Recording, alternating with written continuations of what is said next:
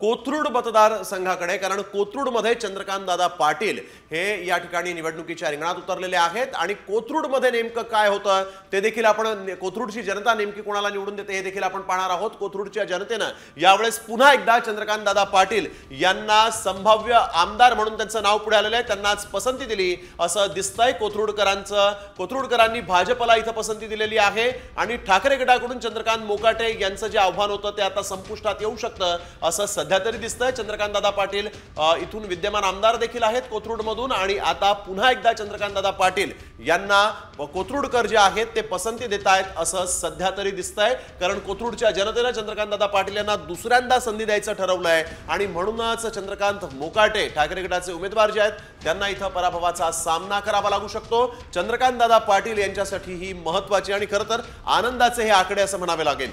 खरंच ते आहे आनंदाचे आकडे आहेत, म्हणून चंद्रकांत पाटील यांच्या कुठल्या गोष्टी आहेत जे त्यांना या ठिकाणी मजबूत होल्ड करताना हे पाहणं गरजेचं आहे। ते जाणून घेऊयात आपले प्रतिनिधी अक्षय बडवे यांच्याकडून। अक्षय, चंद्रकांत पाटलांच्या पुन्हा एकदा विजयाची इथली कारणं काय आहेत, काय सांगाल?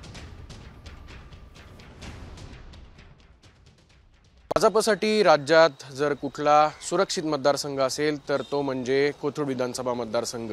या ठिकाणी महायुतीचे भाजपचे उमेदवार चंद्रकांत पाटील यांच्यासमोर शिवसेना उद्धव बाळासाहेब ठाकरे पक्षाचे चंद्रकांत मोकाटे तर मनसेचे किशोर शिंदे यांचं आव्हान आहे।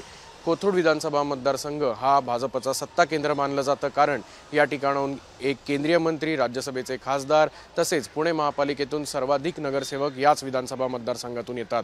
2019 मध्ये खरं तर भाजपने चंद्रकांत पाटील यांना उमेदवारी जेव्हा दिली तेव्हा संपूर्ण कोथरूडमधून अनेक वेळा त्यांच्यावर टीकासुद्धा झाली। बाहेरचा उमेदवार म्हणून त्यांच्यावर अनेक टीकास्त्र झाडले देखील गेले। मात्र त्यानंतर याच विस्तारित झालेल्या कोथरूडमध्ये चंद्रकांत पाटील यांनी अनेक वेळा प्रत्येकाच्या घरी जाऊन गाठी भेटी घेतल्या, कार्यकर्त्यांचं पाठबळ वाढवलं। त्यानंतर राष्ट्रीय स्वयंसेवक संघाचा पाठिंबा आणि भाजपचं पक्ष संघटन हे या ठिकाणी आपल्याला पाहायला मिळालं। कोथरूडमध्ये जर आपण पाहिलं तर वाहतूक कोंडी हा प्रमुख प्रश्न असला तरी त्यानंतर मूलभूत प्रश्नांवर देखील चंद्रकांत पाटील यांचं चांगलंच लक्ष आहे। त्यामुळे कोथरूडकर पुन्हा एकदा चंद्रकांत पाटील यांना विजयी उमेदवार बनवतील अशी दाट शक्यता आहे।